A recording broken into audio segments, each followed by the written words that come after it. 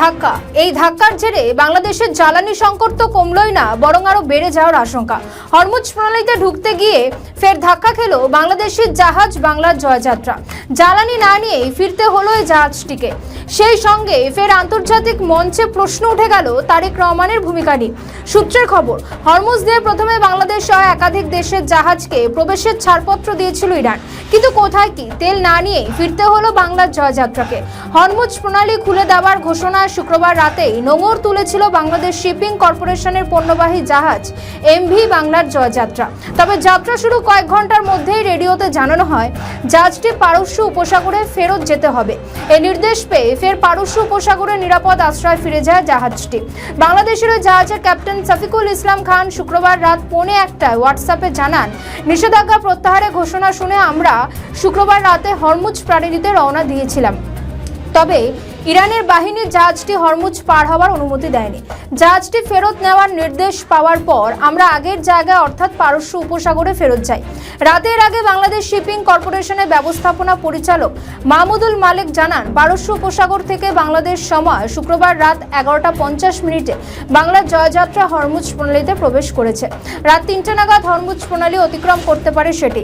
জাহাজ চলাচল পর্যবেক্ষণকারী সংস্থা মেরিন ট্রাফিকের ওয়েবসাইটে শুক্রবার রাত 11টায় দেখা যায় ইরানের কর্তৃপক্ষ এই প্রণালী উন্মুক্ত ঘোষণা করার পর পারস্য উপসাগরে আটকে থাকা একের পর এক জাহাজ নোঙর তুলতে শুরু করে। শতাধিক জাহাজ হরমুজ প্রণালীর দিকে এগিয়ে যাচ্ছিল। তবে রাত 1:45 জাহাজ চলাচল পর্যবেক্ষণকারী সংস্থা মেরিন ট্রাফিকের ওয়েবসাইটে শুক্রবার রাত 11টায় দেখা যায় ইরানের কর্তৃপক্ষ এই প্রণালী উন্মুক্ত ঘোষণা করার পর পারস্য উপসাগরে আটকে থাকা একের পর এক জাহাজ নোঙর তুলতে শুরু করে। শতাধিক জাহাজ হরমুজ প্রণালীর দিকে এগিয়ে যাচ্ছিল। তবে রাত 1:45 মেরিন ট্রাফিকের ওয়েবসাইটে দেখা যায় সবকটি জাহাজ আবার পারস্য উপসাগরে ফেরত যাচ্ছে। এই তালিকায় বাংলার জয়যাত্রাও রয়েছে। বিএসসির এই জাহাজ 2রা ফেব্রুয়ারি থেকে পারস্য উপসাগরে রয়েছে। সেখানে এক বন্দর থেকে আরেক বন্দরে পণ্য পরিবহনে নিয়োজিত ছিল। গত 11 মার্চ জাহাজটি ফিরিয়ে আনার সিদ্ধান্ত নিয়েছিল বিএসসি। তবে সেবার অনুমতি না পেয়ে হরমুজ পার হওয়া যায়নি। অনুমতি না পেয়ে সৌদি আরবের রাস আল খাইর বন্দর থেকে প্রায় 37,000 টন সার বোঝাই করা হয় জাহাজটিতে। এই সার নেওয়ার কথা ছিল দক্ষিণ আফ্রিকার কেপটাউন বন্দর থেকে। তবে যুদ্ধবিরতি শুরুর পর দ্বিতীয় দফায় অনুমতি চেয়ে পায়নি জাহাজটি। এরপর থেকে হরমুজের কাছাকাছি পারস্য উপসাগরে নোঙর করেছিল জাহাজটি। তৃতীয় দফায় শুক্রবার হরমুজ পার হতে গিয়েও শেষ পর্যন্ত ফেরত যেতে হয় জাহাজটিকে। মধ্যপ্রাচ্যের যুদ্ধ পরিস্থিতির মধ্যে এর আগেও একবার জাহাজটি পরবর্তী বাণিজ্যিক গন্তব্যে পৌঁছতে সংযুক্ত আরব আমিরাতের জেবেল আলী বন্দর থেকে হরমুজ প্রণালীর উদ্দেশ্যে রওনা দিয়েছিল।